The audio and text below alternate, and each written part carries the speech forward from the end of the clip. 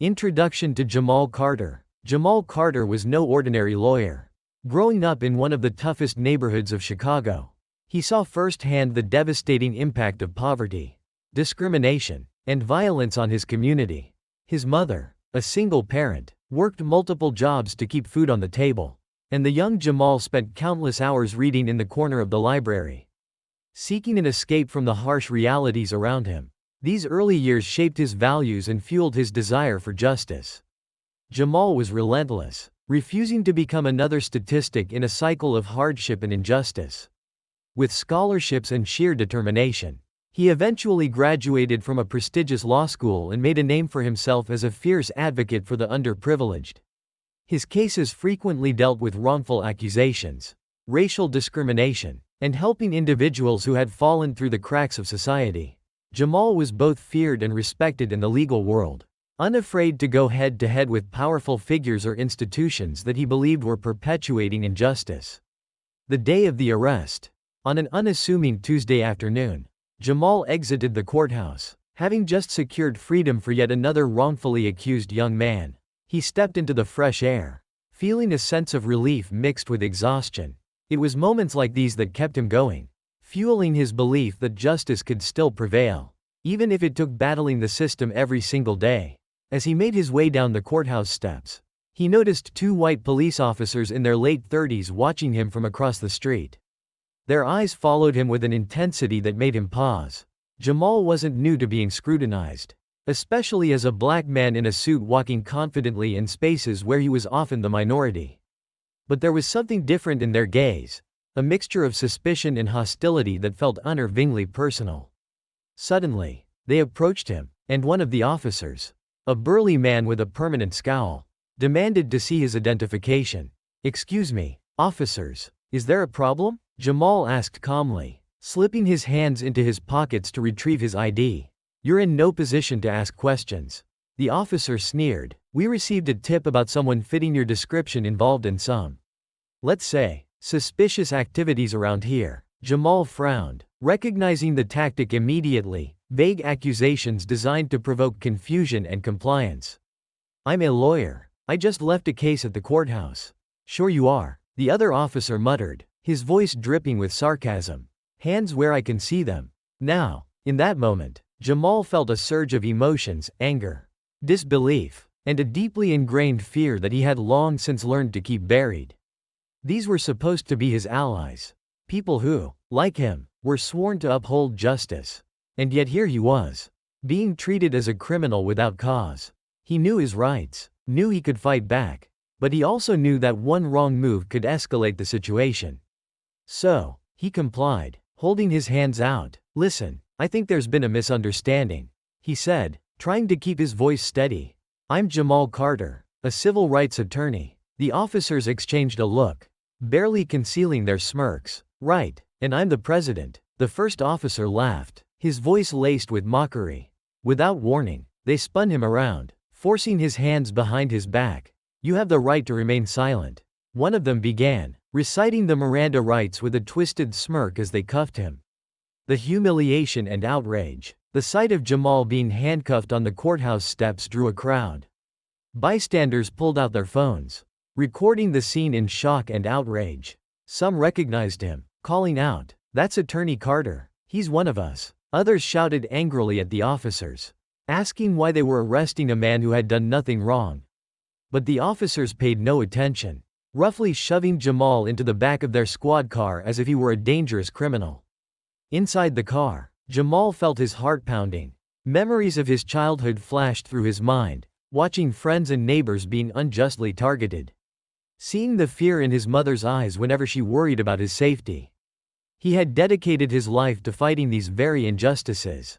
And now, here he was, in the back of a police car, handcuffed, humiliated, and powerless. The social media storm. Meanwhile, the videos of his arrest spread like wildfire on social media.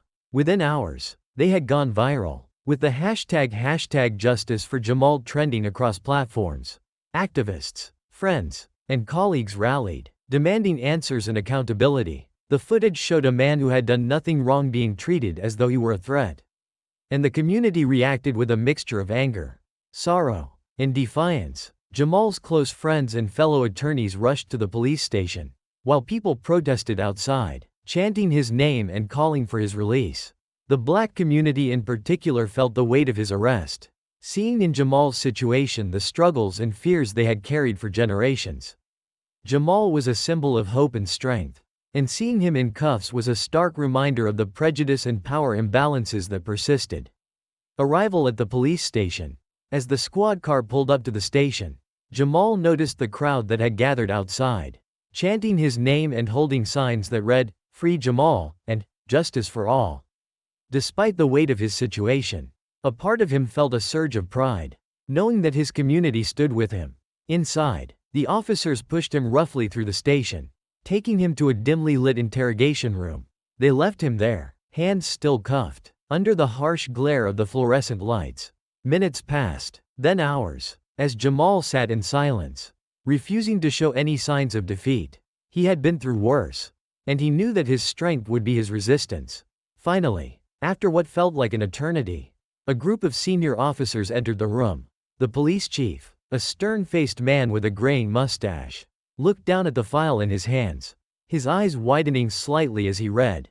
He looked up, visibly uncomfortable. "Mr. Carter, it appears there's been a mistake." Jamal raised an eyebrow, his expression unyielding. "A mistake?" he echoed, his voice laced with cold fury.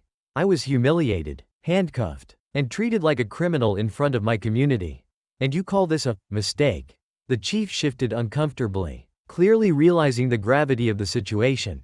"Mr. Carter, Jamal, I assure you, we had no idea who you were." Jamal's jaw clenched. "And if I were just some nobody, this would be justified? My community deserves better than this. I deserve better than this." The chief stammered, struggling for words, but Jamal had heard enough. He was exhausted, both mentally and physically, but his spirit was unbreakable. "I'll be pursuing legal action against this department," he declared, his voice steady and unyielding. "Not just for me, but for everyone who's been mistreated because of the color of their skin. You will be held accountable." The officers in the room exchanged nervous glances, fully aware of the storm they had unleashed. The community's support, as Jamal walked out of the station, released without so much as a formal apology. He was met by the cheers and shouts of his supporters outside. People reached out to shake his hand, patting him on the back, offering words of support and encouragement. In the crowd, he saw familiar faces, clients, friends, mentors, and even strangers who had come to show their solidarity. Taking a deep breath, Jamal turned to address the crowd. He spoke with the same conviction that had driven him through every trial he'd faced in life. "Today, I was reminded of why we fight, why we stand together. I may have been wrongfully arrested, but this is bigger than me. This is about all of us, our rights, our dignity, and our future." The crowd erupted into applause, their voices united in a chorus of hope and resilience. Jamal knew that the road ahead would be challenging, that this fight for justice was far from over.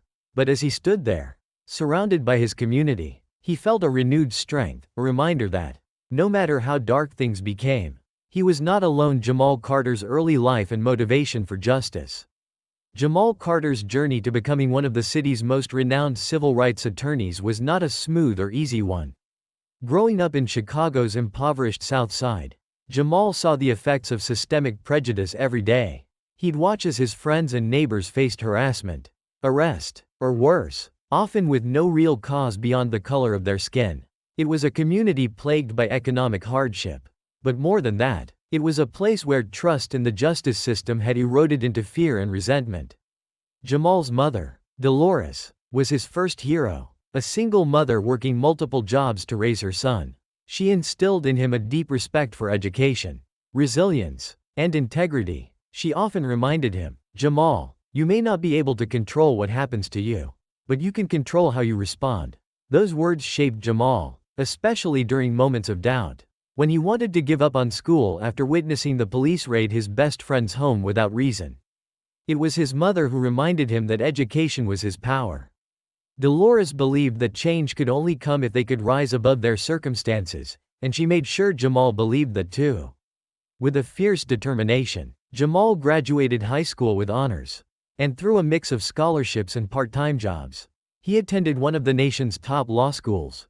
His academic achievements were his response to a society that had written him off before he even had a chance. And as he moved into the legal field, he found his calling, to fight for those who could not fight for themselves.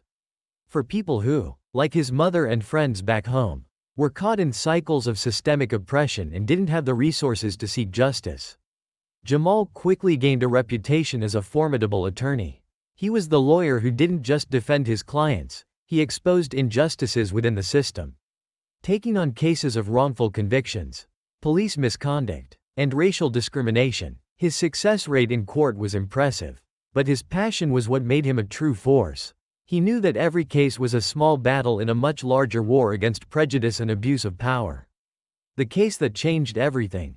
On this particular Tuesday afternoon, Jamal was just finishing a high-profile case involving a young black man who had been wrongfully accused of theft.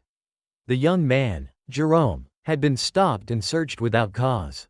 And when a broken phone was found in his backpack, the police had accused him of stealing it. With a lack of evidence and Jamal's relentless cross-examination of the arresting officers, the case had fallen apart, and the young man was freed. It was another victory for Jamal and a reminder to the community that justice could prevail with the right people fighting for it. As Jamal walked down the courthouse steps, he felt a rare sense of satisfaction. He hadn't just won a case, he had protected a young man's future. But even in his moment of relief, he remained aware of his surroundings. A habit developed from years of personal and professional experience. He noticed two police officers watching him from across the street. Their eyes narrowed as if appraising a threat.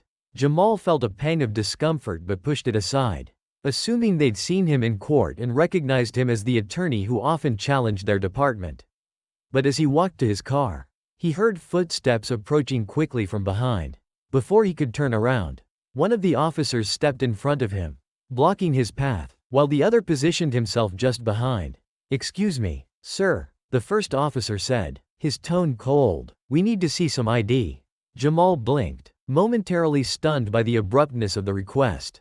"I'm sorry, officers. Did I do something wrong?" he asked, keeping his tone polite, though a tinge of irritation seeped through.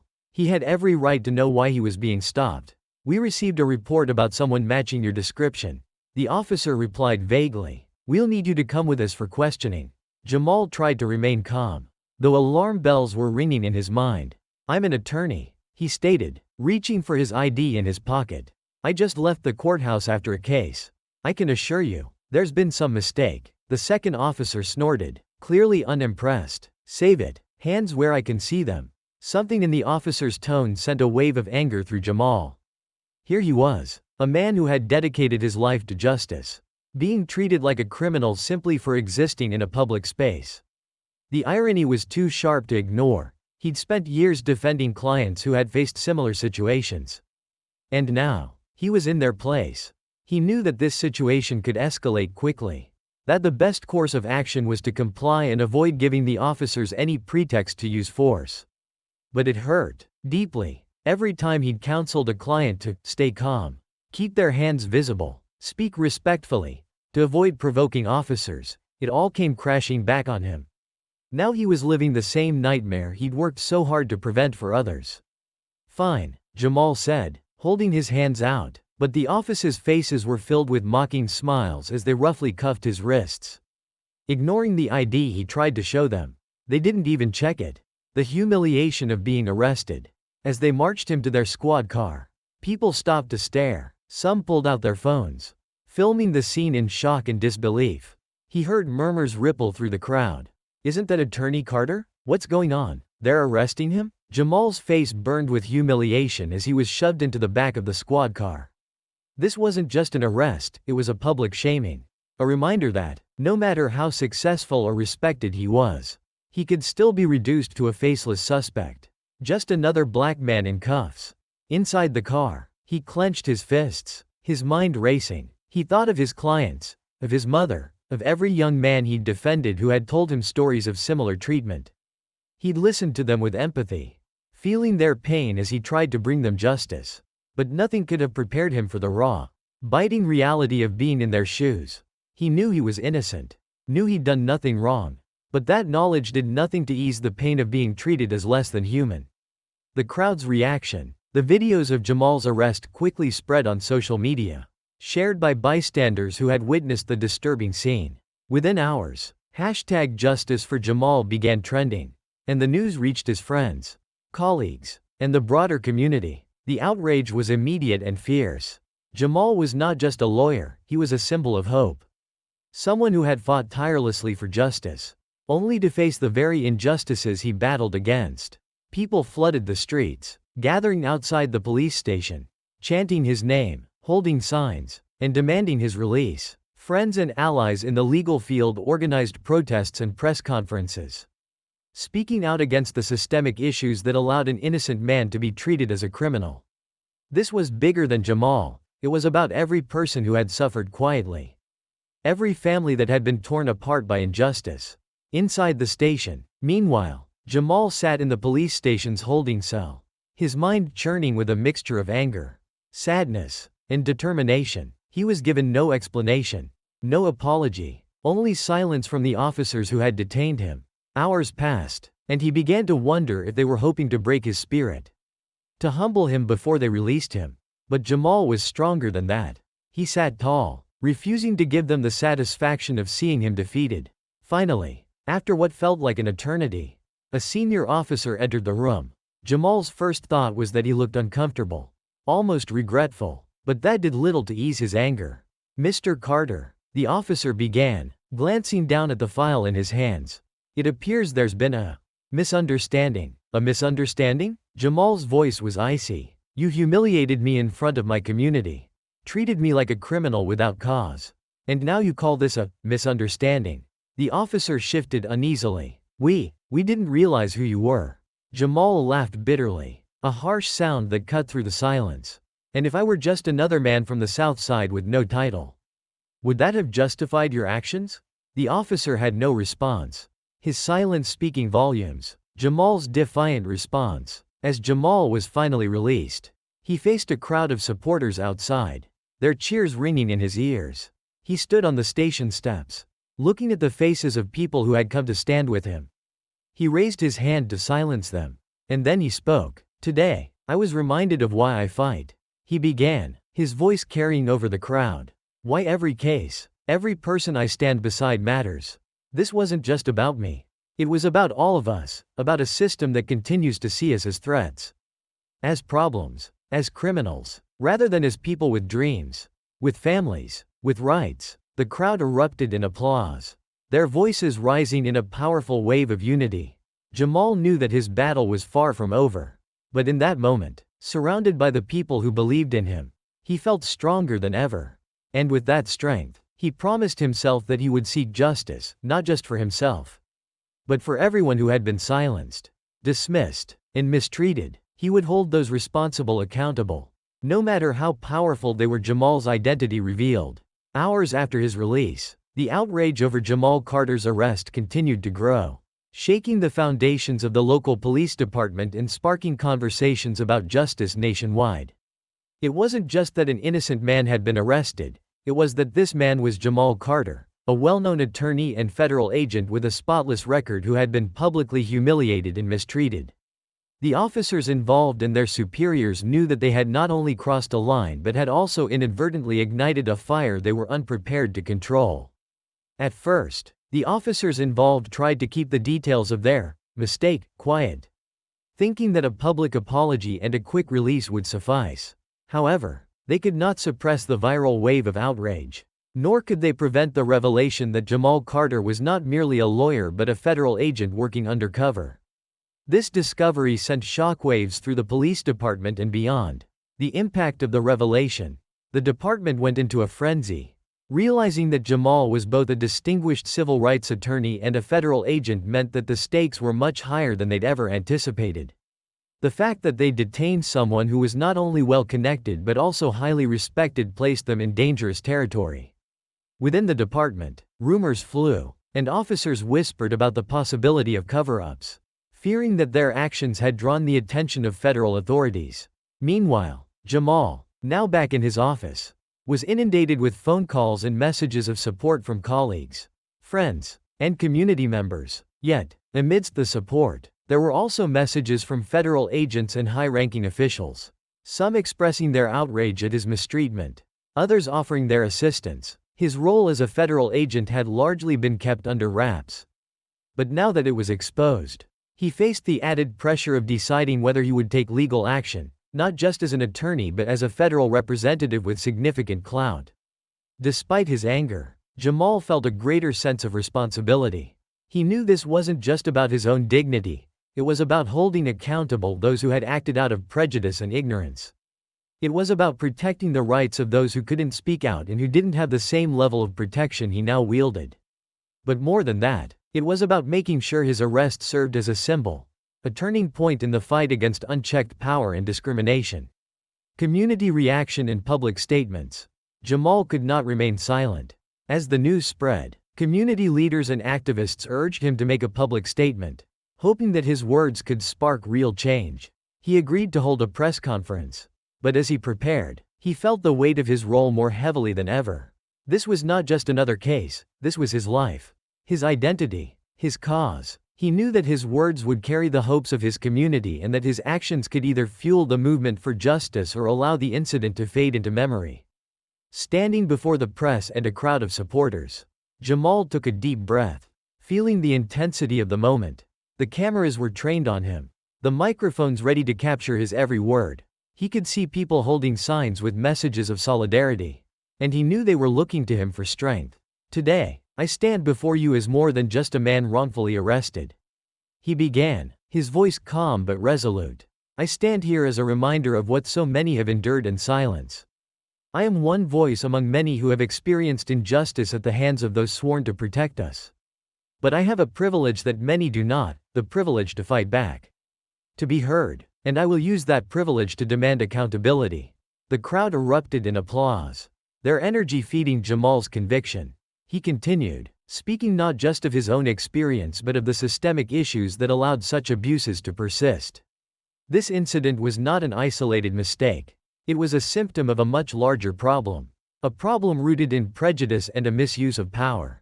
We cannot and will not stand idly by as our rights are trampled upon. This is not about one man's pride. This is about justice for every person who has been silenced, intimidated, and discriminated against. His words echoed in the crowd, resonating with the emotions of those who had felt similar pain.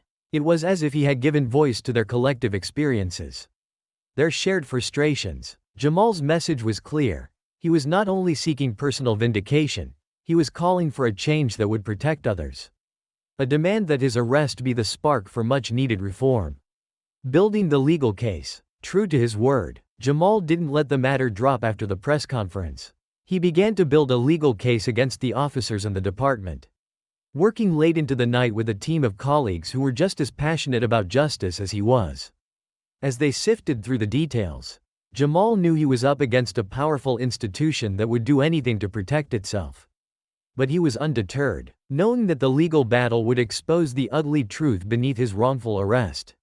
Jamal's legal team included some of the sharpest minds in the field. Individuals he trusted deeply and who were committed to seeing this case through.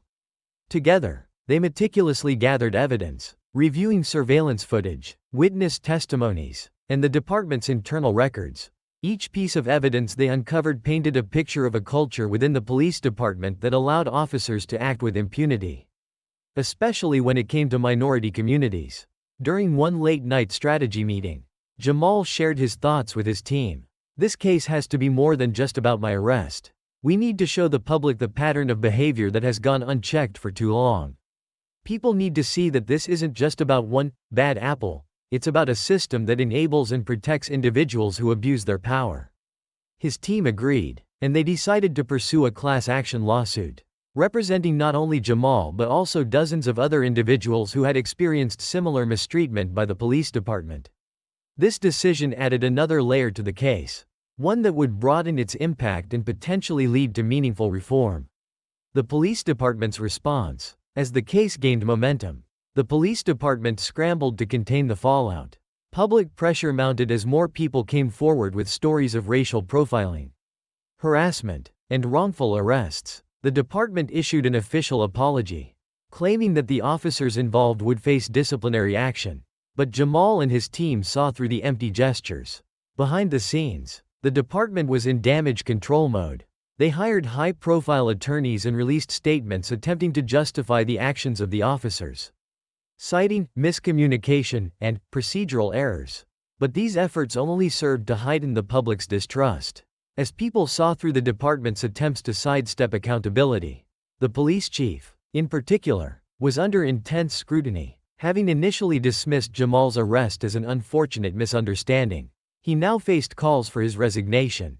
His press statements were riddled with contradictions, and his discomfort was evident as he struggled to balance his department's image with the growing demand for accountability.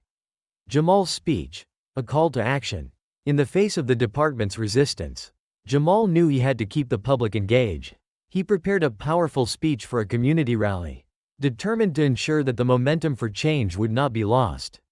Standing before a crowd of supporters that had only grown larger, Jamal spoke from the heart, sharing his personal journey and the pain of his wrongful arrest. He paused, looking out at the faces before him, young and old, of all races and backgrounds. I have spent my life fighting for justice, not because I wanted to, but because I had to. Because we all have to. If we don't stand up for what's right, who will? We cannot allow our dignity to be stripped away, our humanity to be questioned, simply because of who we are or what we look like. The time for change is now. His words stirred the crowd, many of whom had tears in their eyes, moved by his unwavering commitment. This is our fight. This is our chance to demand a better future, to break down the walls of prejudice and build something better. We cannot be silent. We will not be silent. The crowd erupted in cheers and applause, their voices echoing across the city.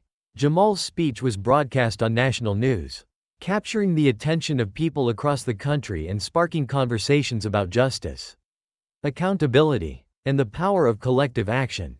Legal proceedings began. As the trial date approached, tensions continued to mount. The courtroom was packed on the first day, with reporters, supporters, and activists eager to see justice served.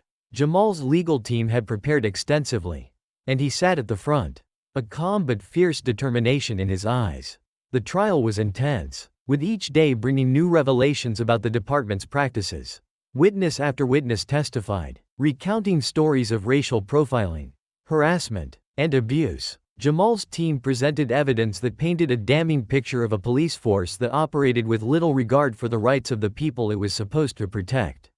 The police department's attorneys tried to undermine Jamal's credibility, attempting to frame his arrest as a simple misunderstanding, a rare mistake. But Jamal's team countered every point, meticulously laying out the pattern of behavior that had become all too familiar to the community.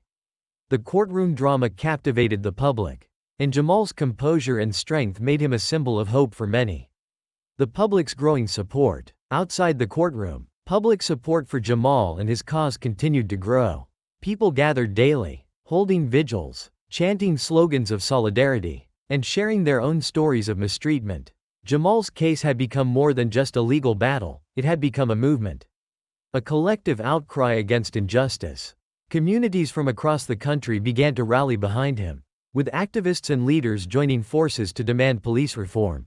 Jamal's case had struck a chord, reigniting a long-standing call for change. Social media was flooded with messages of support, and the hashtag Justice for Jamal became a rallying cry for people everywhere who had experienced or witnessed injustice.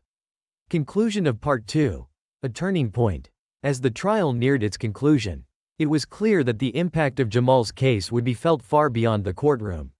His words, his strength, and his refusal to back down had inspired countless others to stand up, to demand justice, and to believe in the possibility of change. Part 2 ends on a powerful note of anticipation. As the courtroom drama reaches its peak and the public's demand for accountability reaches a fever pitch, Jamal's journey has become a beacon of hope, a call to action that resonates with people across the nation. The outcome of his case will determine not only his own future but also the future of countless others who look to him as a symbol of resilience and justice. Jamal's personal struggle. As the day of the trial approached, Jamal Carter found himself wrestling with a mixture of emotions he hadn't anticipated. He had built his career on advocating for others, on being a voice for the silenced and oppressed.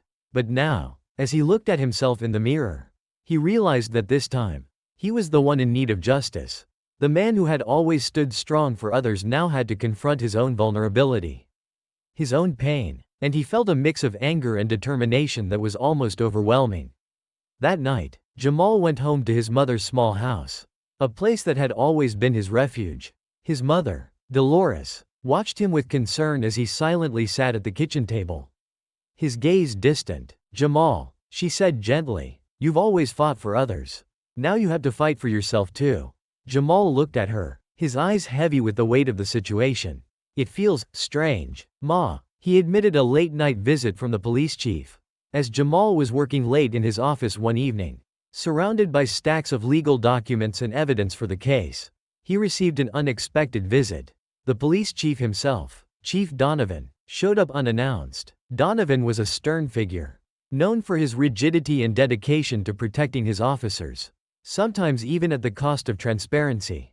His reputation was one of an untouchable who rarely admitted mistakes, let alone showed vulnerability. Jamal looked up, surprised and cautious. As the chief entered his office, Chief Donovan's face was drawn, his eyes avoiding Jamal's as he took a seat across from him.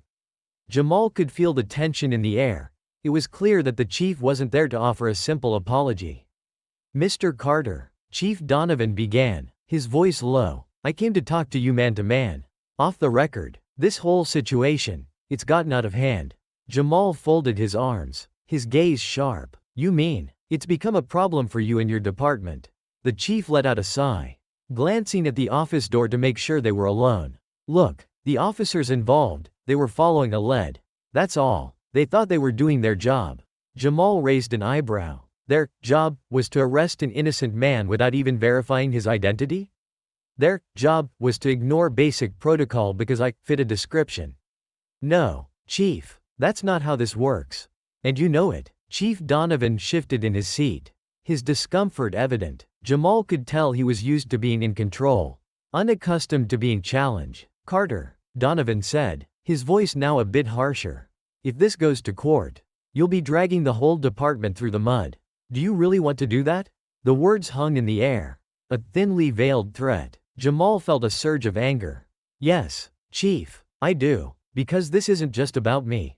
It's about a system that continues to oppress people who look like me, who don't have the privilege of walking away with just an apology. If I let this go, if I don't push for real consequences, what's to stop this from happening again?" Chief Donovan's face hardened. Jamal could tell he wasn't used to hearing no, especially not from someone he had assumed would back down. After a tense silence, the chief stood, straightening his suit. "Have it your way, then, but don't say I didn't warn you." With that, he walked out, leaving Jamal to feel both empowered and unnerved. The department's retaliation. The next morning, Jamal awoke to a flurry of calls and messages.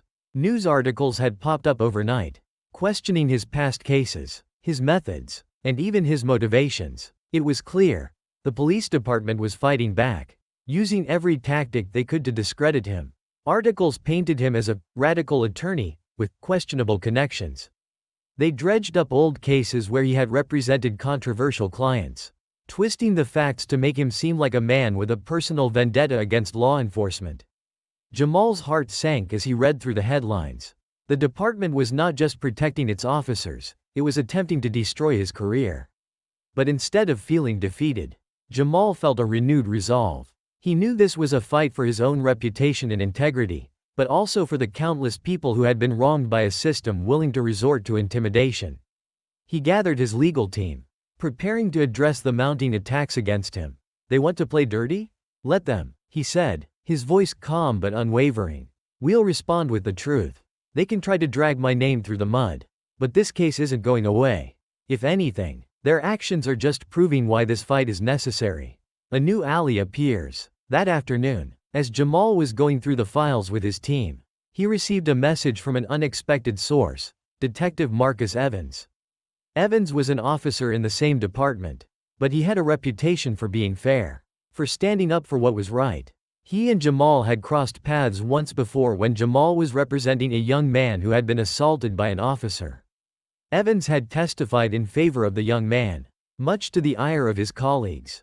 "Jamal, we need to talk," the message read. "I have information that could help you, but it's too dangerous to discuss over the phone." "Meet me tonight at Joe's Diner." Intrigued but cautious, Jamal decided to take the risk. That evening, he slipped into the diner and spotted Evans sitting in a corner booth. Nervously scanning the room, Jamal sat across from him.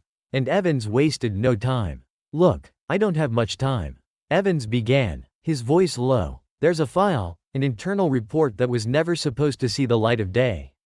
It details a series of complaints, accusations of excessive force, racial profiling, all tied to those 2 officers who arrested you. The department buried it to protect them." Jamal's eyes widened, his heart pounding. "You have access to this file?"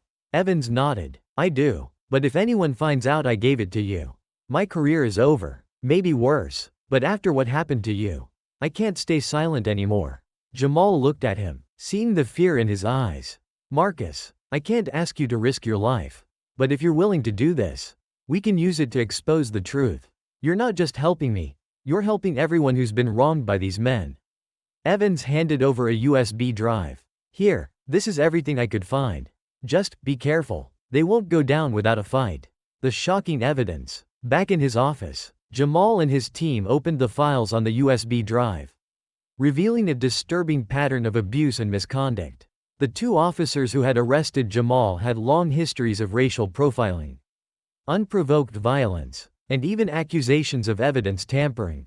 The report detailed how complaints had been filed by multiple civilians, only to be lost or dismissed by the department. It was a systematic cover-up, an intentional disregard for the people who had been hurt. As they combed through the evidence, Jamal felt a mixture of anger and vindication. "This is it," he said to his team, his voice filled with determination. "This is the proof we need to show that this wasn't an isolated incident. This is a pattern that the department has knowingly protected." Jamal knew that releasing this information would be dangerous. The department would retaliate harder than ever. But he was prepared. He made the decision to take the information public, holding a press conference where he presented the damning evidence to the media. The response was immediate and overwhelming.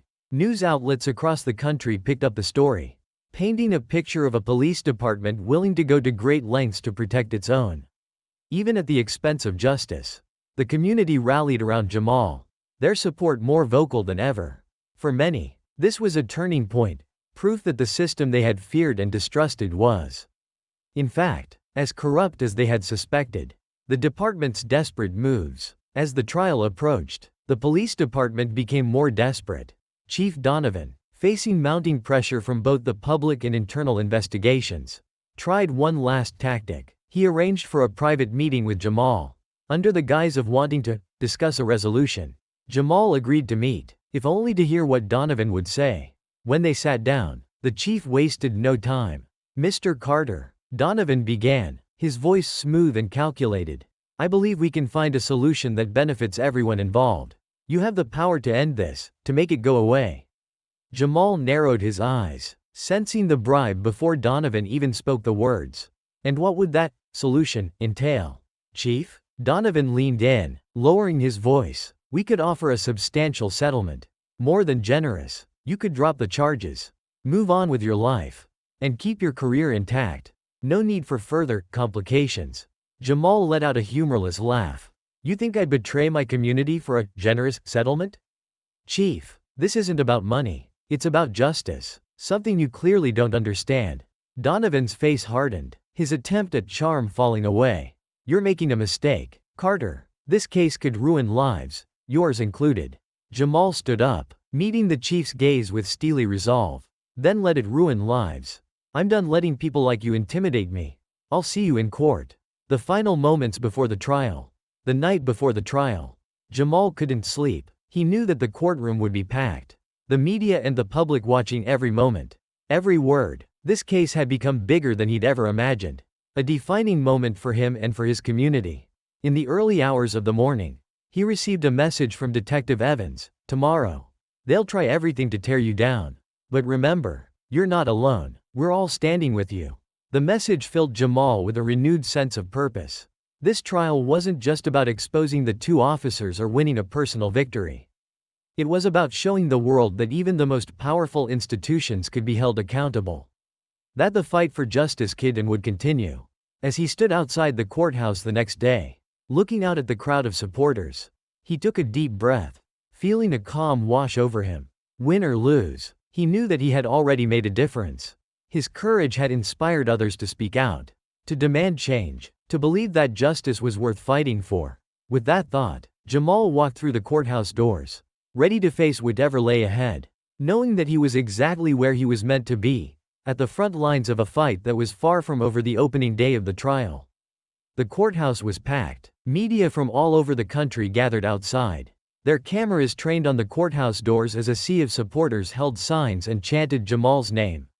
Inside, the atmosphere was tense. Journalists, activists, and members of the public crowded the gallery, eager to witness the trial that had captured the nation's attention. Jamal Carter sat beside his legal team, his expression calm but intense. Despite the pressure, he felt a sense of purpose and clarity. This wasn't just about him anymore. It was about the countless others who had faced injustice but never had the chance to speak up. He glanced at his mother, sitting proudly in the front row, her face a mixture of pride and worry. She gave him a small, reassuring nod, and he knew that whatever happened, he had already made a difference. The defense team for the police department arrived, led by a high-powered attorney known for his ruthless tactics in court. The department was determined to protect itself, and Jamal knew that they would try every trick in the book to discredit him. The testimonies began. The first few days of the trial were dedicated to establishing the facts. Jamal's team presented evidence from the USB drive Detective Evans had provided, detailing the office's history of racial profiling and misconduct. Witnesses took the stand, one after another, recounting their experiences with the officers in question. Their stories painted a chilling picture of a department where abuse of power and racial prejudice had been quietly tolerated, even protected. One witness, a young black man named Marcus, recounted a horrifying experience in which the same officers who had arrested Jamal had falsely accused him of resisting arrest. He described the fear he felt as they threw him to the ground, twisting his arms behind his back while he pleaded for mercy. His voice trembled as he looked at the jury. I thought they were going to kill me. And all I could think was, who's going to believe me? As each witness spoke, the tension in the courtroom grew. The jury members shifted uncomfortably in their seats, clearly impacted by the stories they were hearing. It became evident that Jamal's case wasn't an isolated incident, it was part of a larger, systemic problem that had allowed certain officers to act with impunity. Jamal takes the stand. When it was Jamal's turn to testify, he walked to the witness stand with a steady resolve. This was his moment to tell his story, not just as an attorney or a federal agent, but as a man who had been wrongfully accused and humiliated. He recounted the details of his arrest, the office's refusal to check his ID, their mocking tones, and the painful feeling of being treated as a criminal in front of his community. I knew that I was innocent, Jamal said, his voice steady but full of emotion. I knew I had done nothing wrong, but that knowledge didn't change the fact that I was powerless in that moment.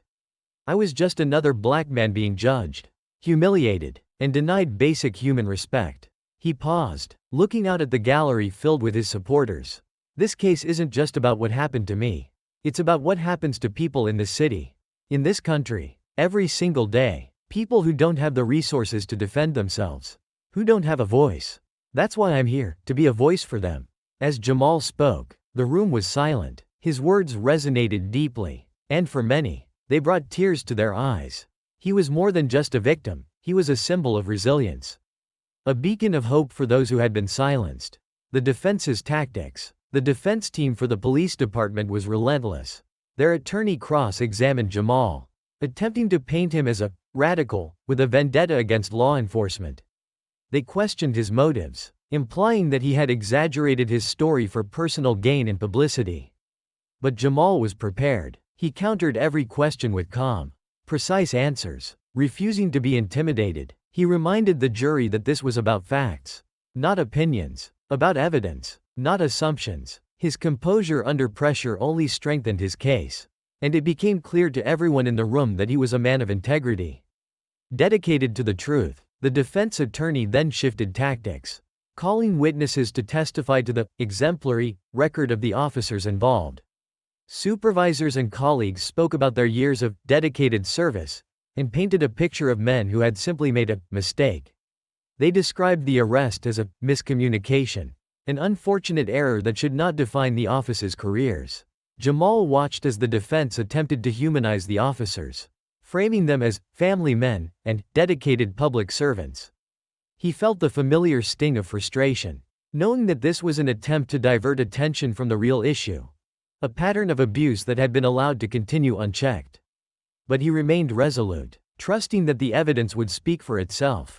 A surprise witness. Just when the defense thought they had regained some ground, Jamal's legal team introduced a surprise witness, Detective Marcus Evans. There was a murmur of surprise in the courtroom as Evans took the stand.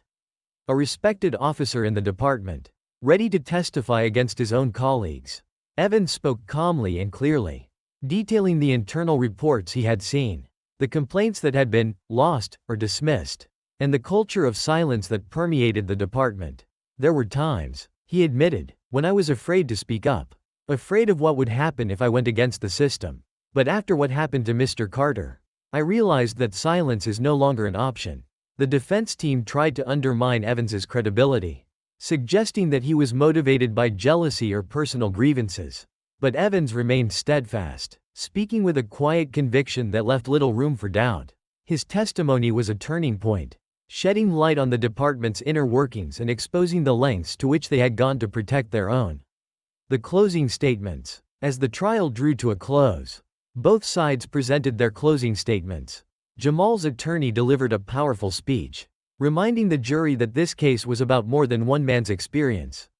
This is about accountability, she said. It's about ensuring that those who have sworn to serve and protect do so with integrity and respect for every citizen, regardless of race, background, or status. She urged the jury to consider the testimonies of the witnesses, the evidence of misconduct, and the undeniable pain that the victims had suffered. Today, you have the power to send a message, she concluded, a message that justice is not a privilege but a right, and that no one is above the law. The defense attorney, in turn, attempted to appeal to the jury's sense of sympathy for the officers, describing them as men who had simply made a mistake in the line of duty. But by now, it was clear that the jury's trust in the department had been shaken. The verdict. After several hours of deliberation, the jury returned with a verdict. The room was filled with a palpable tension as the judge read the decision: guilty on multiple counts of misconduct, wrongful arrest, and abuse of power. The officers were held accountable, and the police department was ordered to implement significant reforms, including mandatory bias training and independent oversight. The courtroom erupted in applause and cheers, a wave of relief and victory washing over Jamal and his supporters.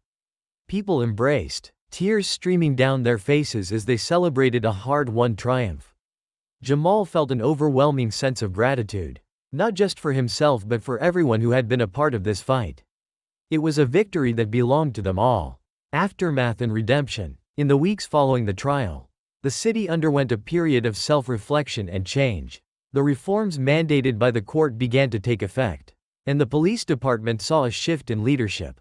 Chief Donovan resigned under public pressure, and a new chief was appointed, one who promised transparency, accountability, and a commitment to rebuilding trust with the community. Jamal became a national figure, a symbol of resilience and justice. He was invited to speak at rallies, conferences, and schools, sharing his story and encouraging others to stand up for their rights. His speeches were filled with both passion and humility, emphasizing that justice was a collective effort, a journey that required courage and perseverance. One evening, at a community event, Jamal addressed a crowd that had gathered to hear him speak. "This victory," he said, his voice resonating with emotion, "isn't just mine. It belongs to all of us who refused to be silent, who chose to stand up in the face of injustice. But our work isn't done. There are still many who need us. Many who are waiting for their voices to be heard. Let's keep fighting, not just for ourselves, but for the future we believe in." The crowd erupted into applause, their cheers filled with hope and determination. Jamal's journey had shown them that justice was possible, that change was within reach, and that together, they could overcome even the most entrenched systems of oppression. A final conversation with his mother. After the event, Jamal found his mother waiting for him. She embraced him, her face filled with pride and love. "You did it, Jamal," she whispered, her voice choked with emotion. Jamal smiled, holding her close. "No, Ma, we did it. Everything I am, everything I've done, it's because of you." They stood there for a moment, sharing the quiet victory of a journey that had begun long ago. In the small, struggling neighborhood where Jamal had learned to fight for justice, legacy and hope, in the months and years that followed, Jamal's case became a landmark in the fight against police misconduct and racial injustice. His courage inspired others to come forward, to demand accountability, and to believe that change was possible. Laws were introduced, policies reformed, and communities across the country saw a renewed commitment to justice. For Jamal, the victory was not just in the courtroom, but in the lives he had touched, the people he had empowered, and the hope he had reignited. He knew that the fight for justice was ongoing, that there would always be challenges, but he also knew that he was not alone. As he walked through the city one day, he saw children playing, families walking together, and people greeting him with respect and gratitude. He felt a profound sense of peace, knowing that he had done his part, that he had helped to make the world a little fairer, a little kinder. And in that moment, Jamal Carter, the man who had once been wrongfully arrested, stood tall, a hero, a symbol, and a testament to the power of resilience, courage, and the unyielding pursuit of justice. The impact of the verdict on the city and the police department. Following the trial's conclusion, the entire city felt the ripples of Jamal's victory. The courtroom decision was more than just a win against individual officers, it signaled a new era. One in which unchecked power and discrimination would no longer go unchallenged. The judge's mandate for departmental reforms included some of the strictest accountability measures the city had ever seen, sending a clear message that things would change. The police department's new leadership, placed under intense public scrutiny, initiated reforms aimed at restoring community trust. Officers attended workshops on racial sensitivity and bias reduction, while an independent oversight board was established to review any future complaints against law enforcement personnel. The department faced an uphill battle to rebuild its image, but for the first time in years, there was a glimmer of hope that change was truly possible. Jamal's case became a symbol of resistance and justice, empowering other communities across the country. News outlets ran stories about the reforms, and activists referenced his case in their demands for nationwide changes. Jamal had become not only a local hero but a national figurehead in the movement for justice. Jamal's continuing journey and personal reflections. With his legal victory and the public's unwavering support, Jamal felt a sense of purpose that transcended his own life. He knew he could no longer simply be a lawyer handling cases behind closed doors. He had to continue being a voice for those whose voices were often ignored. Soon, Jamal received invitations to speak at universities, legal seminars, and national forums on justice reform, where he shared his experiences and inspired others to take action. Despite his rising profile, Jamal remained grounded. He returned often to his neighborhood, speaking with young people, offering mentorship, and reminding them that they were more than their circumstances. He poured time and resources into community programs focused on legal education, believing that knowledge of the law was one of the most powerful tools anyone could have. He created a scholarship fund for aspiring attorneys from underprivileged backgrounds, honoring his mother's belief that education was a path to freedom and change. At home, Jamal found time to reconnect with himself, reflecting on the journey that had brought him here. He found solace in small, quiet moments, cooking dinner with his mother, walking through the neighborhood streets where he'd grown up, and visiting Jerome, the young man he'd represented just before his own arrest. Jerome had been watching the trial closely, inspired by Jamal's bravery, and had decided to pursue a career in law enforcement to help bring integrity to the system from within. One evening, as Jamal sat with his mother on their porch, she looked at him with pride. "You've come so far, Jamal," she said softly, resting her hand on his. "I always knew you'd make a difference." Jamal smiled, feeling a mix of humility and gratitude. "I had to, Ma. You showed me that change is possible, even when the odds are against us." The final call for justice and the road ahead. In the wake of his victory, Jamal didn't stop. He knew that systemic change required more than a single trial or policy shift. Inspired by his own experience and the voices of his community, he founded the Carter Foundation for Justice, an organization focused on legal advocacy, police reform, and civil rights education. The Foundation's mission was clear: to ensure that no one else would have to endure what he had experienced and that every person's dignity and rights would be protected. The Foundation offered legal representation to those wrongfully accused or mistreated by authorities and supported policy initiatives focused on accountability, transparency, and community policing. Jamal traveled across the country, meeting with community leaders and policymakers, advocating for nationwide reform and sharing his vision for a fairer justice system. But perhaps his greatest joy came from the letters he received from people whose lives he'd touched. People who had found courage in his story. One letter in particular came from a young woman named Layla, who wrote, "Because of you, Mr. Carter, I believe my voice matters. I'm studying law now because I want to be the kind of lawyer who helps people. Just like you." The closing moments and a new hope. Years later, Jamal returned to the courthouse steps where his story had changed forever. He stood silently, looking out over the city he had fought so hard to protect. Beside him was Detective Marcus Evans, the brave officer who had risked his career to bring justice to light. "Do you ever think about that day?" Evans asked, his voice filled with admiration. Jamal nodded slowly, a faint smile on his lips. "I think about it every day. Not because of what happened to me, but because of what we achieved together. That day, we didn't just win a case. We showed the world that justice is possible if we're willing to fight for it." They stood together, united in purpose, looking out over a city that was slowly but surely changing for the better. As the sun set, Jamal felt a renewed sense of purpose. He knew that there would always be battles to fight, always voices to amplify, and always people who needed justice. But for the first time in his life, he felt at peace, knowing that he had made a difference, knowing that his journey had just begun. And as he walked away from the courthouse steps, the city's lights illuminating the path ahead, Jamal Carter felt ready to face whatever the future held, carrying with him the unbreakable spirit of justice, hope, and redemption.